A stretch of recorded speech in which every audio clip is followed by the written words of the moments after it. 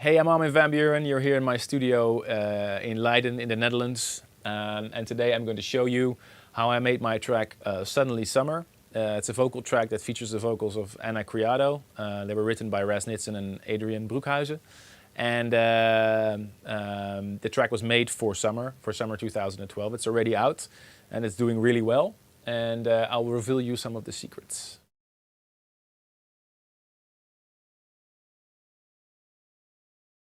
For me, this is the most important part because this is a dance floor track, so you really want the kick and the bass line to sound really good on the dance floor. And this is where I spend usually most of the time in the studio, making sure that the kick and the bass line sound really well. I'm in this studio. I know these speakers, they look incredible, but they're not meant to look incredible just because that's the reason why I bought them, because they look cool. But actually, these speakers were made by Misha Jacobi. And they were actually made for this room. A lot of people that build studios, they usually have a space available, and then they put some speakers there. But in this case, I sat down with Misha Jacobi, who also did speakers for the studios of Fedde Le Grand and Benno de Goeij and Marco V. And I think he's working with some English producers as well now. So we sat down at the drawing table and we designed these speakers for this room, so I can hear how the kick and the bass are sounding together. Because a lot of times I hear tracks from other producers, and they're made on these small speakers, and you can't hear the kick and the bass drum fighting. If you have a kick and a bass line going at the same time, they add up, so it makes your mix sound distorted, or it starts clipping. So with this particular track, if you have a really good kick drum but it doesn't match your bass line, it doesn't make any sense. So I made an EXS bank in Logic with a lot of different sounding kicks on different frequencies. So they're all good kicks. I know this because I heard them in my DJ sets. But the kicks are they're different sounding. So I have this kick, which is more of a low kick. I have this kick, all different kind of kick drums that some kicks are self-made, some kicks are sampled, that they're all combined. But I just know that I have a bank of 36 kick that I know that will really work, and if I know what bass line I'm going to use, then I usually decide which kick drum I'm going to use. So for this particular bass line, I use something completely different than I normally do. I never, like I said before, I never work in the same way. For this particular bass line, I thought it would be cool to use the Omnisphere. Omnisphere you usually use for pads or breakdowns or strings or more of atmosphere things. But there's some really great bass line sounds in the Omnisphere. So let's open up the Omnisphere to see where we are. And I actually went into the arpeggio mode. So this is one of the presets that I use, and I edited a little bit. It's a combination of TR SH101 sample and another deep sample. They're layered. And then there's a great arpeggio section in the Omnisphere. So I programmed the arpeggio so you get some sort of a nice drive, but you can hear it fighting a little bit. So this is basically I just thought that would be really nice as some sort of a bass line. I put some sidechain compression on it, and I use one of my favorite plugins. Actually comes from FabFilter. It's a Dutch-based company. One of the owners is Floris Klinkert. I know him. I made some music with him in the past, and they make some really great plugins. So this is kind of not non-standard for a bass line as well. It's a timeless delay plugin that I edited a little bit, and it just adds some juice to this arpeggiated bass line. So the bass line that I programmed is, I think it goes see. I'll show you the bass line. This is the bass line, the chord structure, and what I programmed is something like this. But if you turn on the side chaining,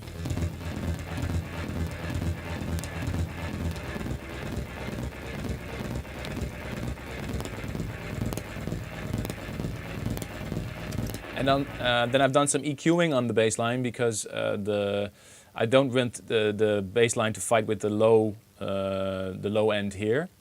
So combined with the kick drum, it does something like this.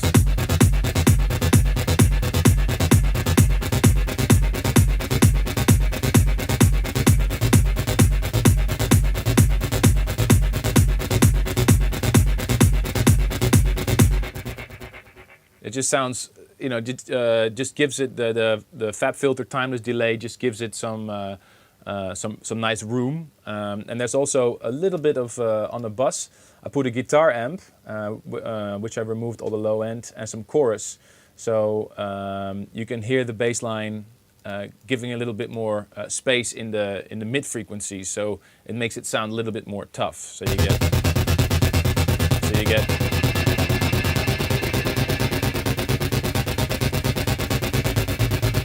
I like to have some sort of a tough drive to make it sound really cool. And actually, to add to that, I really like the atmosphere, the sound of the bass line. So the low end I liked, and I liked the kick drum. And then I actually copied the Omnisphere, and I put a phaser on top of the same notes. So this part is actually playing the same bass line, but I added a micro phaser, Logic's micro phaser on top of it. So it sounds something like this.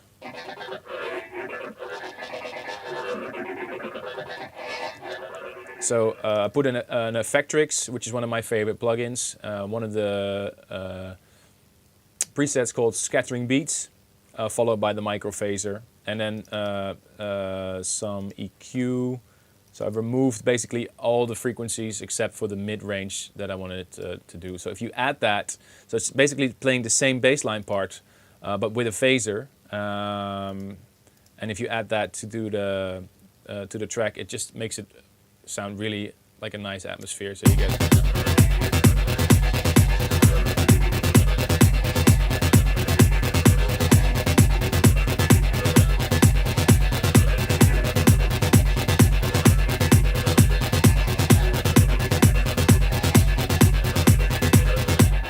So it's really a nice and cool, cool drive.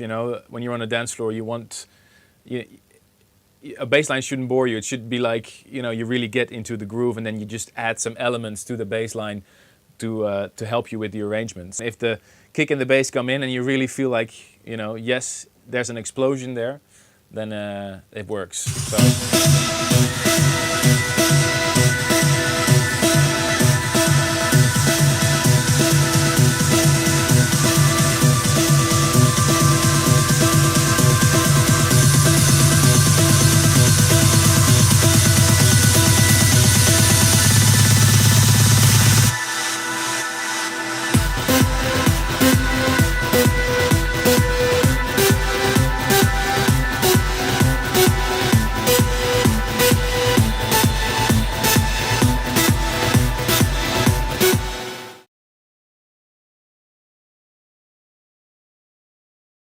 So for the drum programming of Suddenly Summer,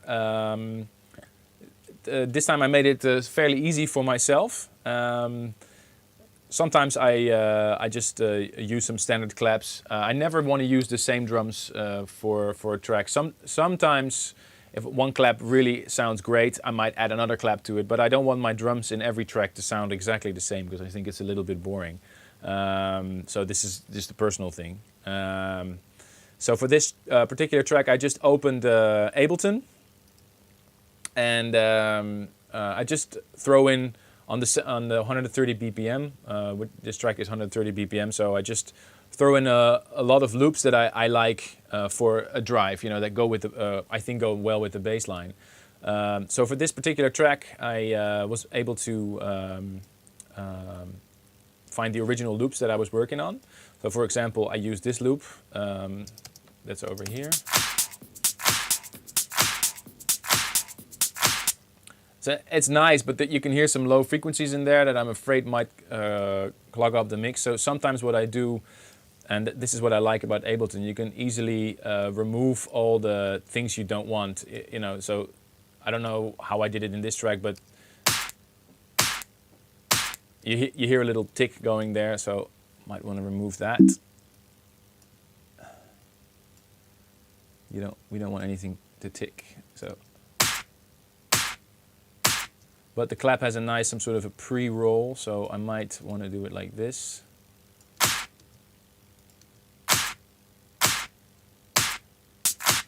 And I like my loops to live a little, so sometimes I might do the clap from the loop a little bit earlier than later, so you don't get the same clap everywhere. As long as it sounds really tight and it's really on the beat, you know.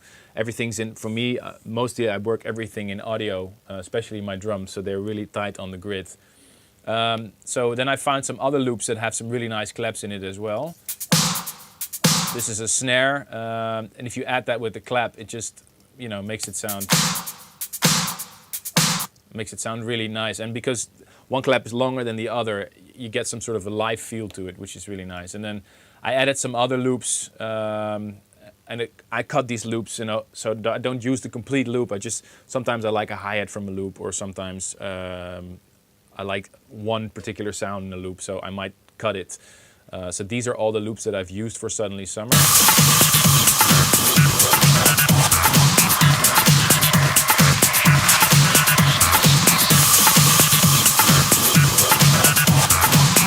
I also put some effects in there, you know, some crashes, because I really like to work quick, you know. If I'm looking for a drive, for me it adds on. It should really fit with the kick and the bass line, and you know, to have a nice drive in the track. So I'm not using all these sounds and loops as they are. I might put some effects on them, or I might cut them, or EQing I usually do in Logic. So what I do, I render this section. And what I really like about Ableton, you can say export audio video, and then you can put all tracks, and then it doesn't render the master only, but it renders all the individual tracks in this section. So I know the loops will be already very tight because it's 130 BPM, and I import the loops back into Logic, which is what I did here. So the drums you just heard are now here, and I color code them.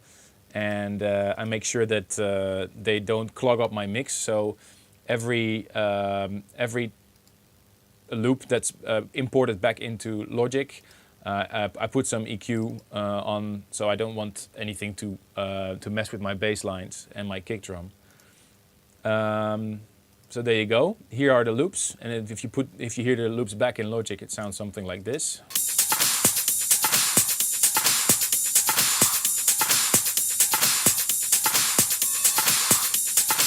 It gives it a nice drive, and for me, sometimes I make 20 loops, you know, claps, hi-hats, little close things, reverse, and then I try to find the loops that actually fit with my kick and my bass line. So for this particular track, I just put like sometimes maybe 20 loops, and I just turn on the loops that I think sound really nice and tight with the kick and the bass line. So.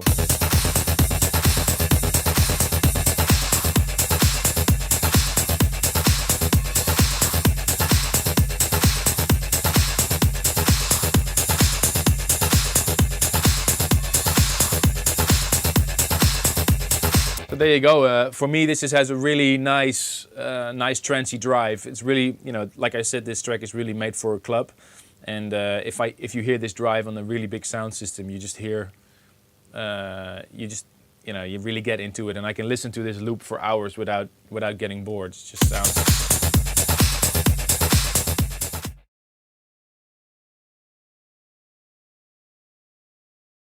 Summer moved on.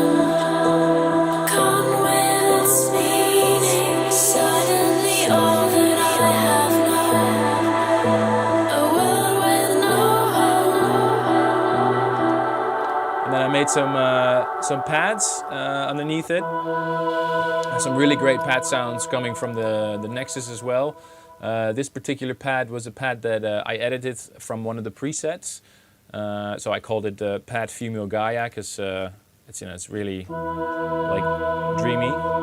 And also one of the sounds that I used in the breakdown is some strings for the atmosphere and some more pads from the Omnisphere, just to give it a nice atmospheric build, which is really important in trance music to create some sort of a nice atmosphere for the breakdown. So together with the strings, the pads, and the female vocal. Time I moved on, come with its meaning. Suddenly all that I have known, a world with no home. Denied years of memories, no future, no hope. Suddenly summer moved on. Summer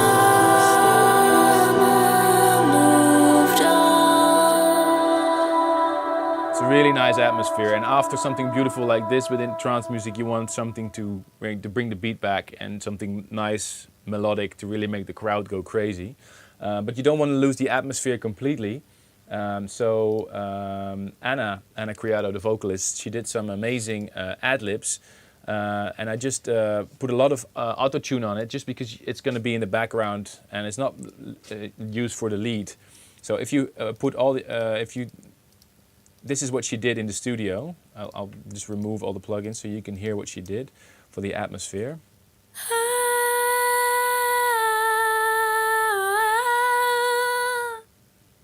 It sounds a bit dry now, a bit.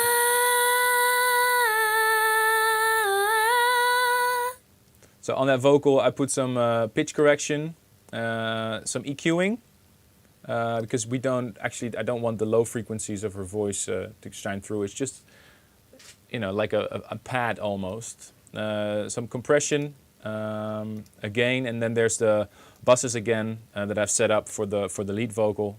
So her Space Designer, some stereo delay, some echo, and this rotor effect that makes it sound a little bit more special. And then I drown the vocal in reverb. That was actually set up by Adrian, who recorded the vocals. So this preset is called Thunderstruck, and I completely removed the dry signal, so you only have the wet signal.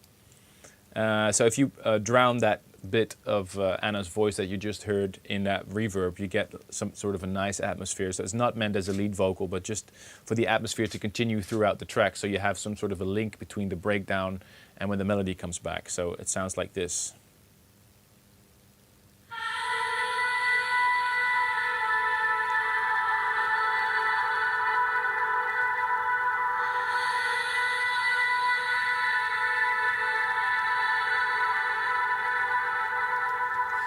So you hear it's a nice atmosphere that's going on there.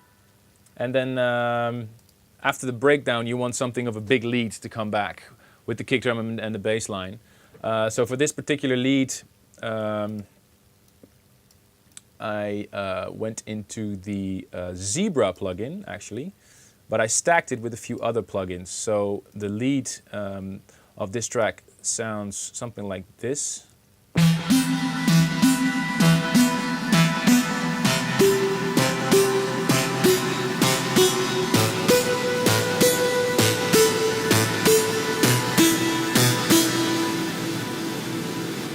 You hear a lot of reverbs going on there, and that might clog up your mix very, very quickly. Makes it sound very distorted and everything. But I'm using the sidechaining technique. This is something that's been used a lot, and I think the regular readers of the Future Music magazine know what the sidechaining is.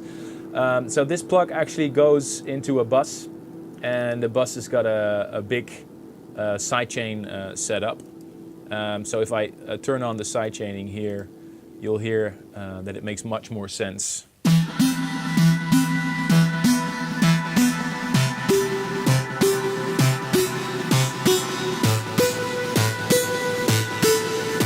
And I've I've stacked this particular sound with some other sounds. A lead coming from the silent. That's actually a distorted guitar lead, and another sound that comes from the silent again. So yeah, it's just in a little bit of trial and error. You just stack different synths playing the same melody line, and if you stack all those sounds together, you get a lead sounding like this.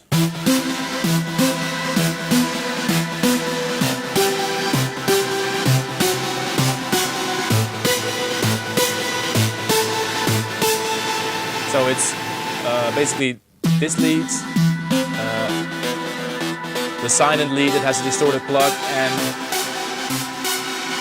some sort of a rave sound that comes from the silent, and all together it just sounds, sounds really massive. Below that I have a pad going, just a string from the omnisphere. So played all together, you have something like this.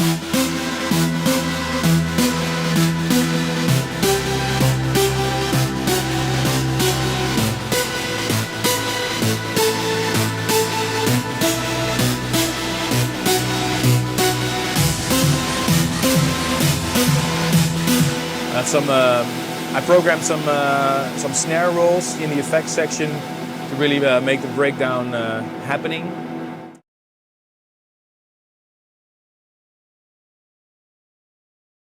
And then some more add-on melodies. I did the same trick that I did with the chords, the sidechaining here, with a pad sound that comes from the silent.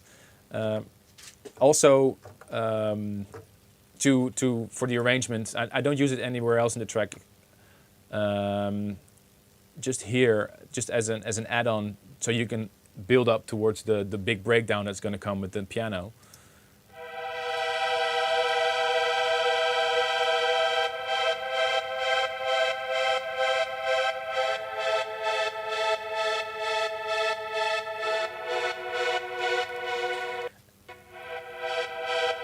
And if you put Anna's drowned reverbed backing vocals, it just makes it sound really trancy and really nice.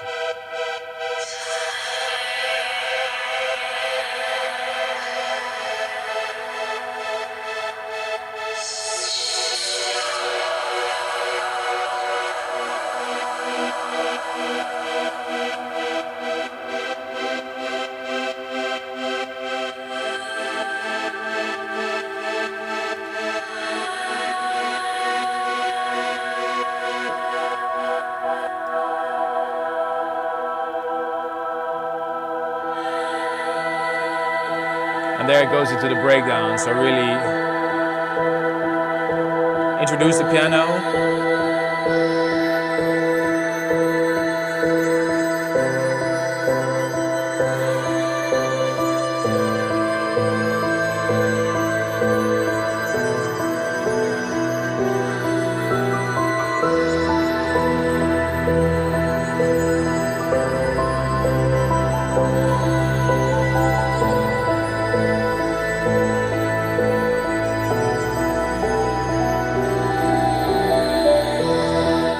So what I did, I had the piano chords, and to make the breakdown a little bit more interesting, I put also a solo piano right before the lead chorus comes in.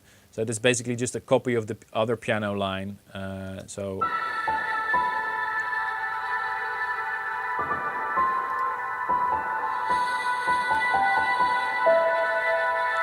And I like my tracks to have certain unique moments. Of course, you have the bass line that continues throughout the track, but this is a piano melody that only comes down in the breakdown. So if you want to hear it again, you have to play the track again. So it doesn't make it boring. Of course, the main chord structure is already there, but I like to add elements to certain parts of the track to make it less boring.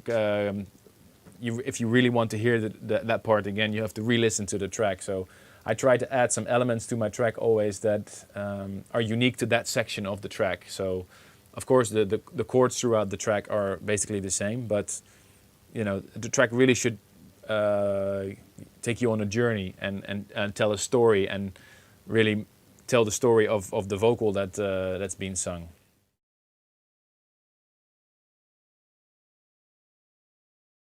And then I start adding some arrangement things. For this particular track, I added some more bassline add-ons. So not really the bassline, but some more mid basses to make it maybe less boring for the arrangement.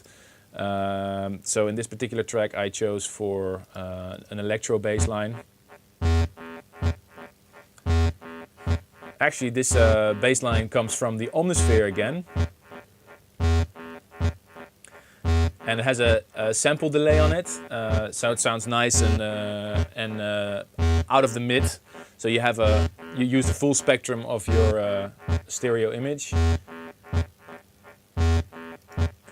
And I also have a distorted bass line coming from actually a really great plugin that's called the Synthmaster that somebody sent me. I really like this plugin. It has a lot of really cool lead effects and also some really nice bass lines. I just throw a bunch of plugins on them, just tweak. It's for me, it's an add-on, so it's not as important as the kick in the bass line and the loops and of course the melodies, but it's just nice to add something to the drive of the track, so you get something like this.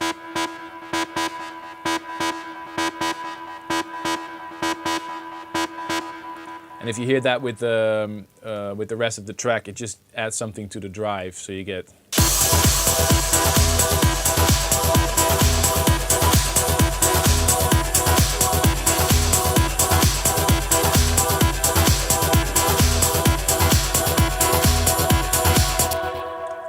There's also some chords that you hear going on. Basically, these are the chords of the breakdown. And because I already decided what my main melody is going to be in the breakdown, I can, use sort of really build up towards the lead. So the first two chords of the breakdown are actually looped here. So I just hold this chord and put a huge sidechain compressor on it. So I have to switch on the sidechain so you can hear. It's a pad from the Nexus again, and it has a big reverb on it, some EQing.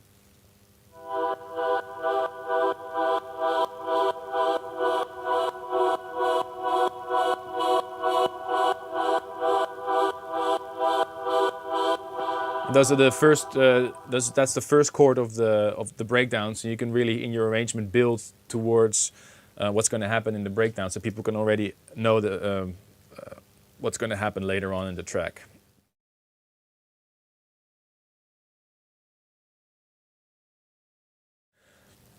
Basically, for effects, sometimes I make effects myself in the Silent or ES2. I think my most used plugins are the Massive, ES2 in Logic. I really like that one. ES1 sometimes. Synthmaster now, Zebra, Dune. There's a lot of really, really good plugins out there. And it's really nice sometimes to make your own effects with them, like noise sweeps and stuff. Some of my effects are I made and I just keep reusing them, but I edit them in Ableton. So every time when they're in a track, they sound different. I stretch them or I reverse them, do different things with it. What I also really like about Logic for effects, if you have a noise thing, is to flex your sound and really extend the sound so you get some sort of a weird phasing effect. So for my effects section, I just do what feels right, but for me it's not the most important part, because if your kick drum and your bass line and your melody are good, especially now in 2012 when we make trance tracks, the most important thing are your kick drum and your bass line, and the loops and the effects of course are important for your arrangement, but if your kick drum and your bass line and your melody aren't right, then you'll have a very tough time finding the right sounds, because you don't get the impact, no matter how many crashes or reverse snares or noise fills you put in there. For me, it is really essential to have a good kick and a good bass line and a good melody, so you know what your song is about. So that's why the effects section that I have here is all the way at the bottom, because for me it is the last thing that I worry about.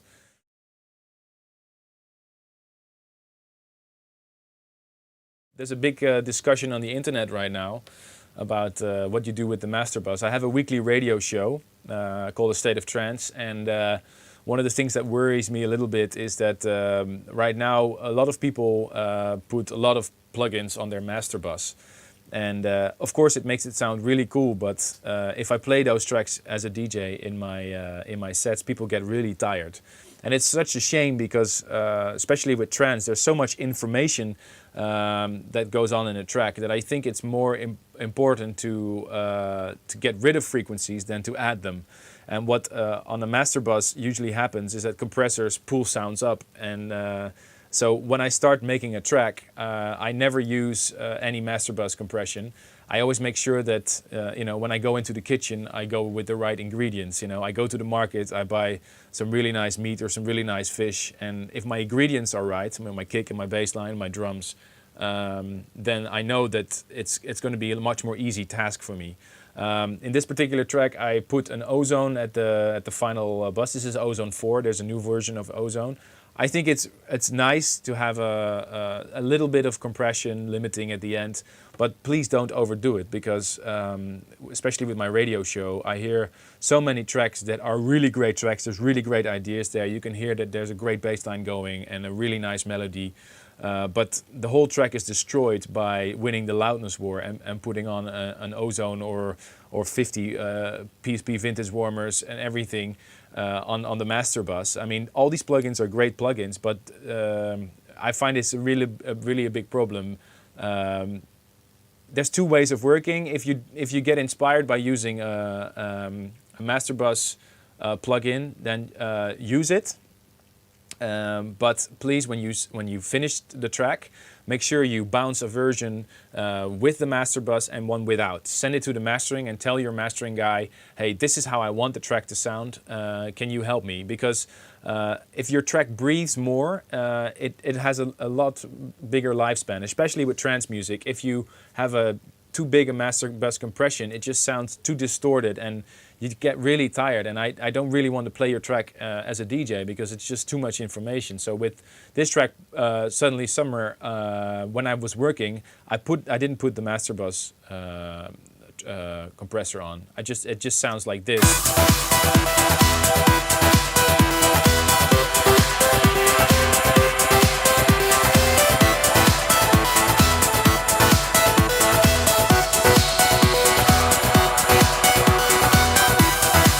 So this is the loudest part of my track, and it's clipping a little bit, actually quite a bit, but it sounds okay. Use your ears rather than looking at the meters. If it sounds good, if your track breathes, and if you have a feeling it's not over compressed, then at the end you can put the cherry on the cake by adding a little bit of compression. In this case, I didn't even use the limiter, I just used the ozone. So if I switch on the track now, you can hear what the ozone is actually doing.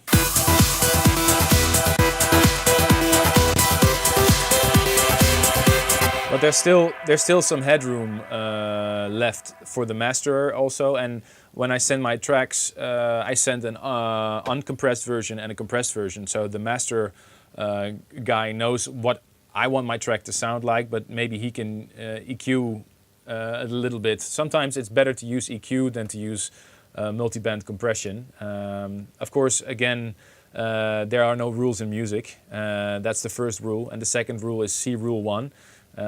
You have to make up your own rules, I guess. But for me, there are no rules. So if your track sounds great, it sounds great, even if it sounds over compressed. But I won't play it because for me, I like tracks to have a little bit of breath. Sometimes it can be cool to have your kick and your bass line compressed, put them on a bus channel and make them sound really good, and put nothing, maybe a little bit of limiting on your master bus.